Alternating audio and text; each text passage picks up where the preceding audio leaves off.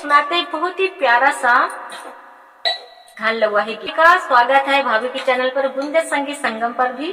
तो आप लोग जरूर आइएगा और प्यारे प्यारे गीत सुनिएगा और कौन बताइएगा कैसा लगा। लंबी लंबी धोतिया पहिनई बीरनवा होना, रामा पगिया कुसुम रंग बांधई होना, रामा पगिया कुसुम रंग बांधई होना। लंबी लंबी धोतिया पहिनई बीरनवा होना, रामा पगिया कुसुम रंग बांधई होना, रामा पगिया कुसुम रंग बांधई होना। ठड़ भाई मोरे भैया बहिनी दुआरवा होना, रामा नहीं चिन्हई उना कई बहिनिया होना, रामा नहीं चिन्हई उना कई बहिनिया होना।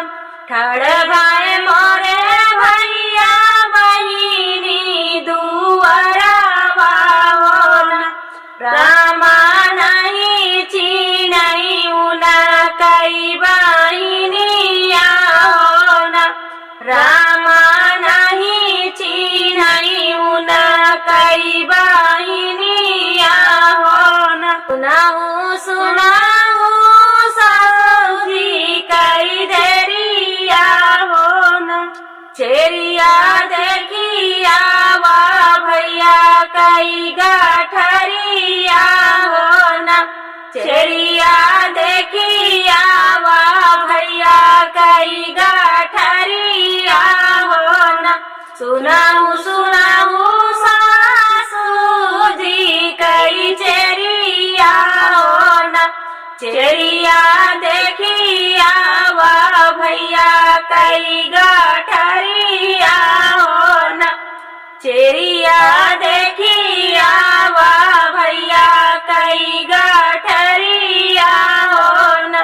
गठरी तमोरी रानी बहुताई गरुवर होना, रानी गरुवर भैया कई गठरिया होना, रानी गरुवर भैया कई गठरिया होना।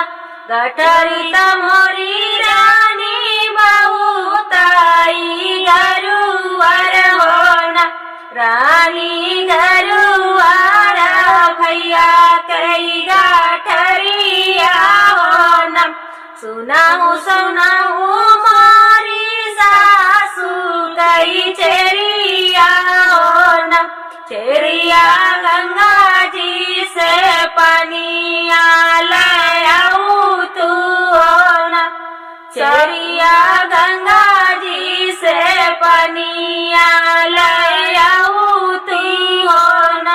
सुनाहू सुनाहू मोरी सासू जी कई चेरिया होना, चेरिया गंगा जी से पनिया ले आऊ तू होना।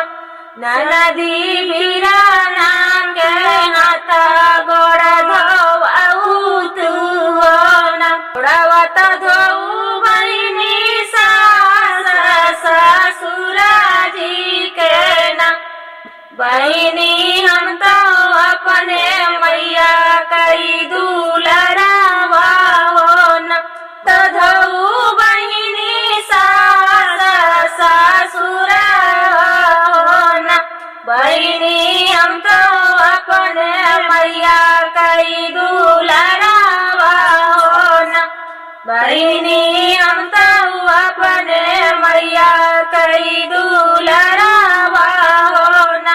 बहिनी घोड़ावा तो चढ़ी आए दुआरवा होना, बहिनी घोड़ा चढ़ी आए दुआरवा सुनाऊ सुनाऊ मोरी सासू जी कई देरिया हो ना, ननदी हाली बेला भोजना बनाऊती हो ना, ननदी हाली बेला भोजना बनाऊती हो ना, जेवण बनाऊ अपने सास ससुरवा हो ना, बहिनी हम तो अपने माई कई दुलरावा हो ना, बहिनी हम तो अपने माई कई दुलरावा हो ना, जेवण जेवाऊ अपने सास ससुरवा हो ना, बहिनी हम तो अपने माई कई दुलारुआ हो ना, बहिनी दूध पी के आए तोरे दुआरावा हो ना, बहिनी